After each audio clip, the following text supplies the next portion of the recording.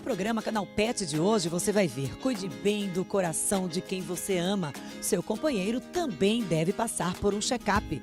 Elas são astutas e possuem uma visão e uma audição de dar inveja a muito bicho por aí. O Canal Pet vai falar sobre as aves de rapina. E ainda, os avanços da medicina veterinária em um tratamento que minimiza a dor em processos inflamatórios. Vai viajar e não tem com quem deixar? Fique por dentro de como funciona a hospedagem familiar. Curtiu os nossos destaques de hoje? O seu Canal Pet está no ar.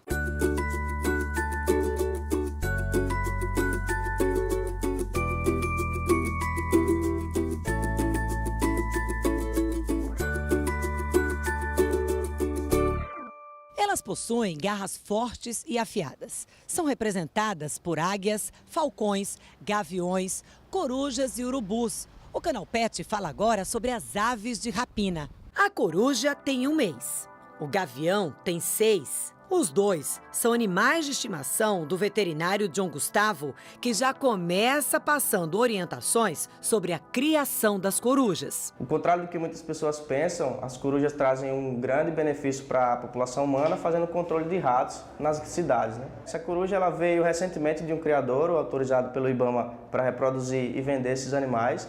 E aí está passando por um processo de amansamento, que a partir daí vai ser criada como um pet normal, como outro qualquer. E como funciona esse processo com as corujas? Tem que expor a todos os ambientes que são diferentes dele, já que é um animal selvagem. Então você tem que apresentar ele a cães, a crianças, a carros e ao seu ambiente doméstico. E aí ele vai passar a ter aquilo como normal para ele e não vai ter medo, não vai tentar fugir e não vai tentar nenhuma agressividade com você. Com todo esse cuidado, é possível criar o animal solto? A gente não recomenda a criação desses animais em gaiolas ou viveiros. Primeiro, por ter o risco de quebra de penas e por outra questão de que diminui o manejo com o ser humano. É preciso ficar atento também à alimentação dessas aves. Antes de adquirir, você tem que procurar uma pessoa especializada, uma empresa que disponibiliza essa alimentação, que basicamente é feita com ratos, pintinhos ou codornas, criadas para destinação de alimentos. São animais carnívoros e que, por ser carnívoros, não se alimentam unicamente de carne. Eles precisam digerir a presa inteira na natureza. Então precisa de ossos, de penas e de órgãos. Então ele tem que comer a sua presa inteira. Não vai se alimentar de ração, de papinhas, de leite. Tem que ser a sua alimentação natural. E as doenças? Tem alguma mais comum? Eles sofrem com doenças infecto-contagiosas e principalmente doenças relacionadas ao erro de manejo. Então deficiências nutricionais, traumas e pododermatite, que é a inflamação nas suas patas, né? Em decorrência de erros no puleiro ou do animal ficar empoleirado por muito tempo em uma superfície irregular. E para criar corujas e gaviões, é preciso alguma licença especial? Qualquer pessoa pode ter uma coruja, um gavião ou um falcão, desde que compre esse animal de um criadouro comercial autorizado pelo IBAMA. Então esse animal vai vir com anilha de identificação e uma nota fiscal de compra. Com isso você pode transitar e viajar para qualquer lugar com o seu animal. As espécies que não podem ser comercializadas são aquelas ameaçadas de extinção ou pelo seu grande porte, como o caso da arpia. O veterinário conta que a procura pelas aves de rapina para a criação doméstica só aumenta, mas é preciso informação e equipamentos especiais antes de começar a criar essas aves, principalmente gaviões. Primeiro, os equipamentos da ave, que são os atrelamentos, então braceletes nas patas, tiras de couro para atrelar um animal a um puleiro. Esse puleiro deve ter o diâmetro adequado para a espécie de acordo com o tamanho da sua pata e de material maleável para não causar nenhuma lesão. E os equipamentos para treinamento são apito, balança, porque o peso tem que ser controlado, já que é uma ave atleta, tem que ser pesado todos os dias. E equipamentos mais avançados, caso você queira utilizar esse animal para a prática de falcoaria, né? E os gaviões? Também tem algumas doenças mais comuns que os donos precisam ficar atentos. As doenças mais comuns elas são os traumas, tá? Então fraturas, eletrocução é bastante comum, uma vez que a ave que voa livre pousa em um poste ou um fio de alta tensão. São as doenças nutricionais, as deficiências nutricionais, uma vez que aconteça um erro de manejo de alimentação. e elas também estão passíveis a doenças infecto-contagiosas e parasitárias. O que a gente recomenda é que, assim como todo pet, passe de forma periódica no seu veterinário especializado na medicina de aves, para que venha fazer um check-up, todos os exames recomendados e ter certeza que a saúde do seu pet aí está em dias, que uma ave de rapina pode passar de até 30 anos.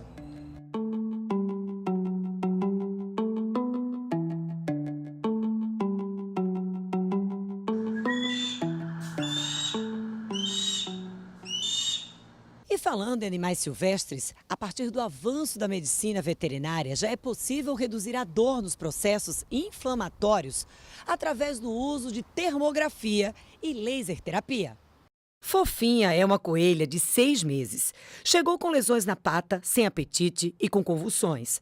Para ajudar no diagnóstico, o especialista em animais silvestres, Alexandro Machado, usou a técnica da termografia para avaliar o animal. A termografia ela auxilia no processo do diagnóstico, da identificação do problema do animal. Então é a técnica onde ela acaba identificando pontos de inflamação, áreas inflamadas. Então a gente passa ao leitor a câmera e ela vai identificar os locais onde estão inflamados. A termografia enxerga o que a radiografia não consegue mostrar. Para a gente que trabalha com medicina preventiva, para a gente é muito importante, porque a gente consegue visualizar locais que até então a gente não conseguiria identificar numa radiografia, por exemplo. Então, às vezes o animal tem uma artrose, às vezes tem uma artrite, a gente não consegue identificar na imagem, na termografia a gente vê os pontos que estão inflamados. O veterinário explica que a técnica antes utilizada de forma mais comum na recuperação de cavalos de competição vem ganhando espaço entre aves e mamíferos. Na medicina veterinária, ela começou com a medicina equina, em animais de esporte.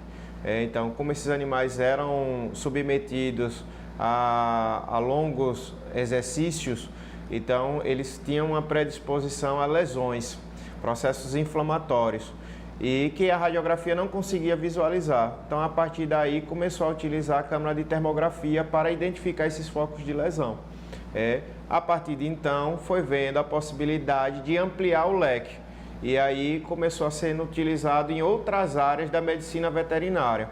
Então a gente acabou utilizando, acabou aderindo à tecnologia e começamos a aplicar na nossa rotina de clínica de animais silvestres, de pets não convencionais. A gente utiliza em aves, a gente utiliza em mamíferos, à exceção daqueles animais que possuem, que a gente chama vulgarmente sangue frio, que são os répteis. Esses a gente não consegue visualizar. A avaliação por termografia é feita com a ajuda deste aparelho.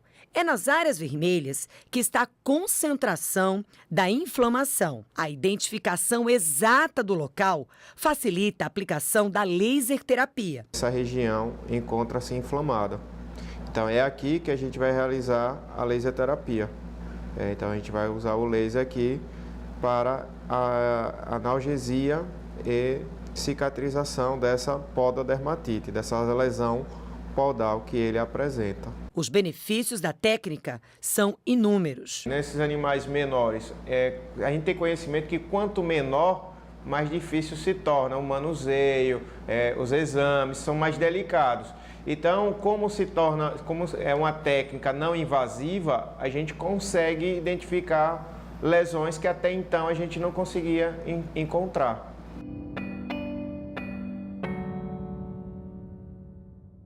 E depois do intervalo, cuide bem desse coração. Cães e gatos também podem ter problemas cardíacos. E quer se aventurar com eles? Navegar em águas tranquilas virou hobby para essa turminha.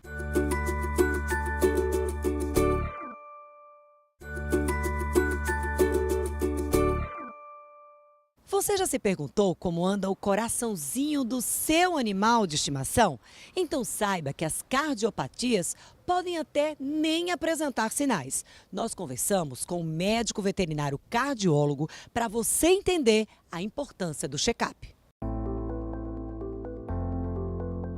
Existem aqueles sinais clássicos, que seriam tosse, dispneia, ou seja, aquele cansaço excessivo, cianose, que é a língua mais arroxeada, aumento de volume abdominal, Aqueles cães de raça grande, eles ficam mais quietos, não querem andar, não querem correr, corre um pouquinho já para, tem mais restrição de exercício. Isso são sinais que chamam mais atenção. Mas o fato de o animal não ter sinal clínico não quer dizer que ele não tenha uma cardiopatia. Ele pode ter a cardiopatia e estar de forma subclínica. Poodle, Tekel, o Spitz, e aí engloba, na verdade, todas as raças pequenas que têm predisposição a uma doença que a gente chama de doença mixomatosa valvar. É uma degeneração da válvula. Isso normalmente começa o animal começa a apresentar os sinais dessa doença a partir dos 5, 7 anos de idade, que é quando a gente começa a fazer o diagnóstico. Então a gente indica que a partir dos 7 anos de idade, esses animais façam avaliações periódicas com o cardiologista. Cães de raça grande, a gente ressalta aqui o Boxer e o Doberman, tem predisposição a uma doença que a gente chama de cardiomiopatia dilatada. Essa doença ela se apresenta um pouco mais cedo. Então animais acima de 5 anos, a gente já indica essa avaliação periódica. Os gatos são mais sutis, então muitas vezes eles têm a patologia e não apresentam nada, não tem sinal clínico nenhum. Então, nos gatos, o ideal é que esses animais façam avaliações cardiológicas, independente de ter sinal clínico ou não. E muitas vezes vai no veterinário, ele não tem sopro, ele não tem nada, mas ele pode ter a cardiopatia. E aí precisaria de uma avaliação mais detalhada.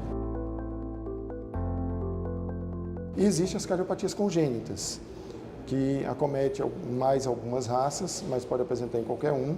Então, alguns animais que não desenvolvem, aqueles cachorrinhos pequenininhos, que os irmãos crescem e ele não, está sempre cansado, com a barriguinha grande, ele pode ter uma cardiopatia congênita e precisa de uma avaliação mais cedo. As cirurgias cardiovasculares têm evoluído muito nos últimos anos. Então, no Brasil, a gente faz basicamente as cirurgias de cardiopatias congênitas, que apesar de ser congênitas, às vezes a gente faz de animais adultos, 5, 6, 7 anos de idade, que é quando vai ser detectado e quando faz exame, quando apresenta sinais clínicos. E aí a gente tem estenose de pulmonar, estenose aórtica, comunicação interventricular, tem várias patologias que a gente pode e deve fazer cirurgia nesses casos. A obesidade, ela não gera muitas cardiopatias como no ser humano. Então a gente não tem muitos problemas. O infarto, que acontece muito no ser humano, que é a principal patologia no ser humano, a gente raramente tem isso nos cães. Porém, o sobrepeso leva a algumas dificuldades respiratórias que pode piorar uma cardiopatia. O que a gente recomenda é cobre sempre do seu veterinário exames do verme do coração, exames específicos para o verme do coração para fazer a prevenção, avaliação pré-cirúrgica, independente da idade, o eletrocardiograma é indicado em todos os pacientes. A gente tem pego arritmias em animais novos, 7 meses, 1 ano de idade, clinicamente bem, quando a gente vai fazer a avaliação pré-cirúrgica, detecta determinadas arritmias. Não é o comum, mas a gente tem pego. Então, o eletrocardiograma sempre em todos os exames pré-cirúrgicos e o ecocardiograma, se esse animal apresenta sopro ou se ele tem acima de 7 anos de idade, a gente indica também. O verme do coração, que é chamado de dirofilariose, é uma doença endêmica na nossa região. Infelizmente, está cada vez mais comum. Uma doença que existia há uns 20 anos atrás, ela desapareceu no Brasil e há alguns anos, uns 8, 9 anos atrás, ela voltou com bastante força no Brasil inteiro, principalmente em regiões litorâneas. E o que a gente vê na rotina, que na maioria das vezes é um diagnóstico acidental.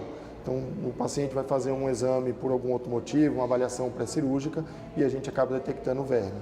Por isso que a gente indica que converse com o seu veterinário, peça os exames específicos, sempre vai tomar vacina, pede o exame específico e faça uma prevenção. E aqui uma observação, que apesar de ser conhecido como verme do coração, ele causa muito mais problemas respiratórios do que cardiológicos, porque o verme passa pelas artérias pulmonares e causa lesão pulmonar. Por isso que um dos principais sinais clínicos é tosse ou cansaço. Quando ele está numa quantidade maior, chega a cair dentro do coração realmente, aí ele pode provocar cardiopatias mais graves. E pode levar ao óbito. E pode levar ao óbito. Olha, em águas calmas não precisa ser atleta para navegar em uma prancha de stand-up. Mas quem anda tirando onda mesmo e mandando muito bem no equilíbrio é essa turminha aí de 4 patas. Confere aí. Hoje é dia de SUP. Aqui eles têm tudo o que precisam: espaço e atividades para gastar energia.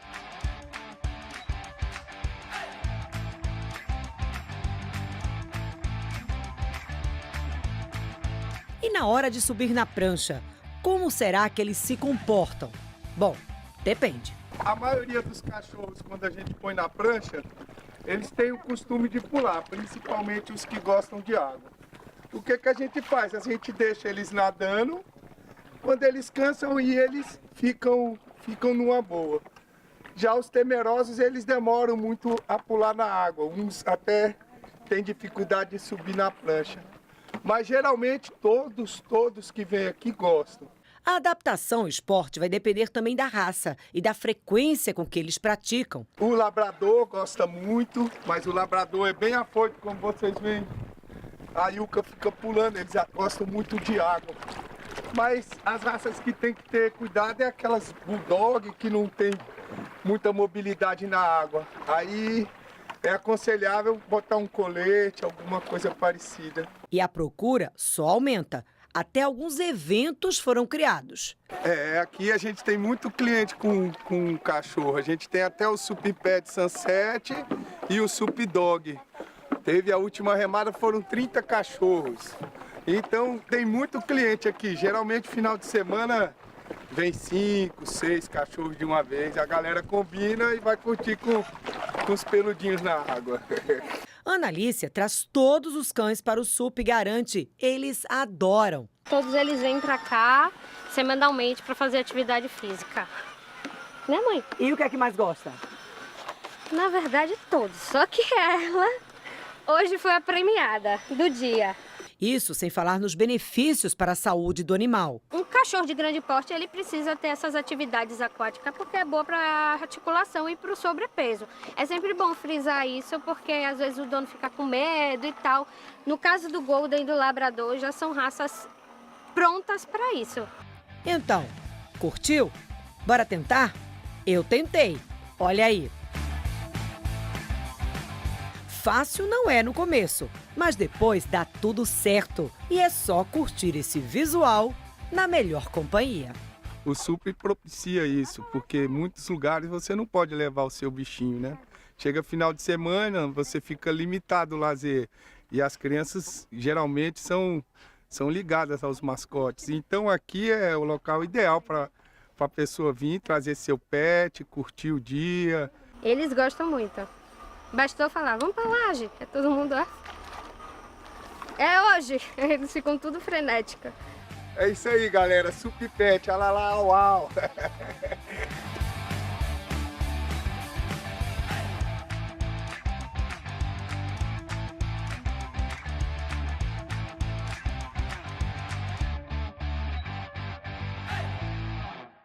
Depois do intervalo, hospedagem familiar.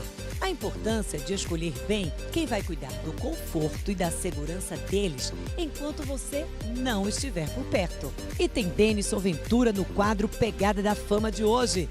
Não sai daí, o Canal Pet volta já.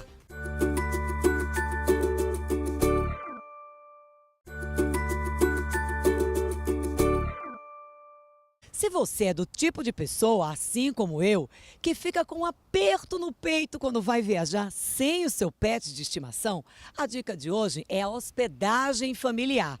Mas não vai ficar triste se ele torcer para você esticar um pouquinho essa viagem. Parece uma festa, mas essa é a rotina no hotelzinho domiciliar. E são várias raças. Todos interagem. Tem Bulldog francês, Spitz, Shih Tzu. Alguns estão hospedados há quase 30 dias. Eu trabalho com alimentação natural, com as festinhas, e os clientes acabavam pedindo, né? Perguntando, eu vou viajar, estou desesperada, queria saber onde podia deixar, e acabava ficando comigo. Mas eu não divulgava esse serviço. Comecei a divulgar do Natal para cá. E aí No Réveillon a casa estava cheia. De lá pra cá não parou mais. A gente se apega mais, fica feliz também que vai voltar pra casa dos donos, né? Porque no início, quando eles chegam, nos primeiros dias, a gente tem que dar um pouquinho mais de atenção, porque eles estão acostumados com o ambiente de casa, né? Fernanda, que já trabalhava com alimentação natural para cães, explica que quando há hospedagem em ambiente domiciliar, o animal se sente mais à vontade e se socializa mais fácil. O Maurinho, ele nunca ficou em hospedagem, ele tem 3 anos, ele convive só com os humanos, né? Que são 2 irmãozinhos humanos e a mãe e o pai. E ele não tinha assim, o hábito de ficar com outros cães, né? A mãe ficou toda preocupada, sem saber como é que ia fazer. E ele também tem outra particularidade, ele só faz xixi na grama. Então ela estava preocupada em deixar num lugar que tivesse grama. Ela veio conhecer nosso espaço, gostou e ficou muito tranquila dele ficar aqui com a gente. Hoje ele já não corre mais dos cachorros, porque ele corria, não gostava de ficar junto. Ele ainda prefere ficar comigo, né, a maior parte do tempo, mas ele fica bem com os outros cãezinhos também. E eles adoram. Tem espaço, jardim, brinquedo e, claro, os amigos. O espaço foi adaptado. E claro que antes de juntar toda essa turma num só lugar, é preciso fazer uma avaliação de comportamento. Antes de hospedar o cão, eu peço para que o dono venha, passe aqui um tempo, a gente socialize ele com os nossos cães também, porque a gente não vai deixar preso, né? Eles ficam livres e ficam juntos, né? Não tem como estar separando e deixar preso em um determinado lugar, principalmente se for um longo período de tempo, porque essa não é a minha proposta. A minha proposta é estar com eles, que eles se sintam em casa, que eles fiquem soltos e felizes. E se tem petisco, lá vem eles.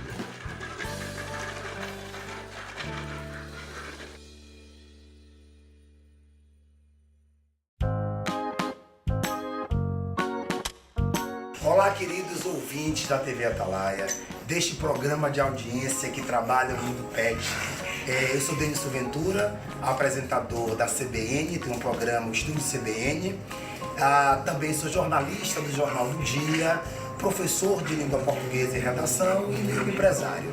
Eu falo um pouco sobre isso, sobre as minhas funções, porque parece que nós não temos tempo para cuidar dessas coisinhas maravilhosas que fazem a nossa alegria no cotidiano. Mas é muito simples. Primeiro, nós temos que incorporar os pets à nossa vida cotidiana. Então, Tereza e Alfredo aqui em casa são tratados como pessoas.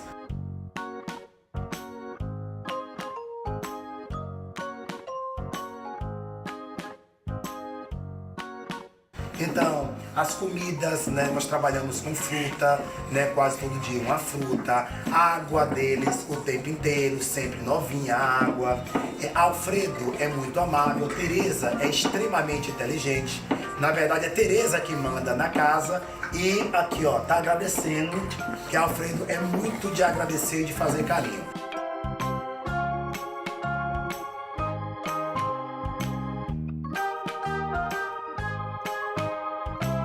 No meio desse corre-corre, eles me fazem muito feliz. Eu desço 3 ou 4 vezes por dia. Vocês estão vendo ali que o meu querido Sandro, que é o periquito, e Tarsila, que é a branquinha lá atrás, também faz a companhia.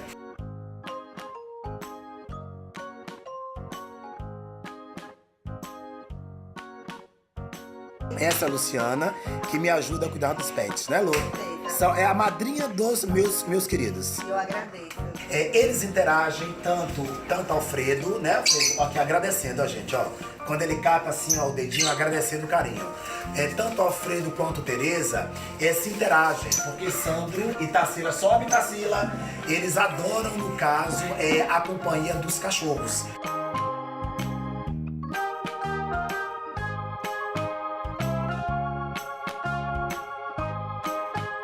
Então essa é a dinâmica aqui da minha casa, com meus amores. Quando veem, ficam soltos, cantam o dia inteiro, né? E aqui, Alfredo agradecendo o carinho. É assim, o dia todo me fazendo carinho. É o contrário. É esse o amor do cachorro.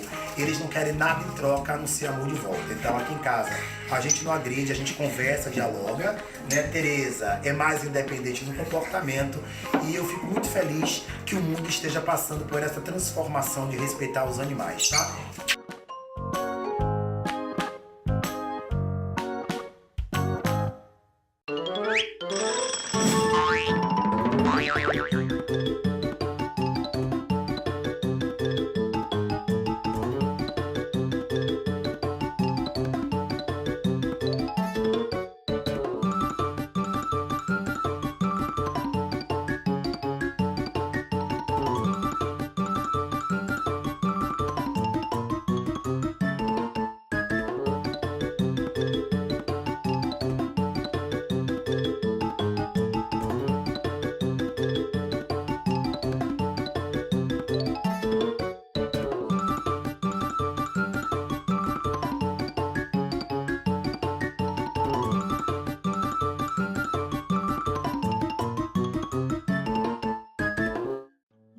Esse foi o seu Canal Pet de hoje, que vai ficando por aqui. Mas continue acompanhando as novidades no nosso canal do YouTube. O e-mail, o WhatsApp você já conhece. Então corre, manda a sua sugestão.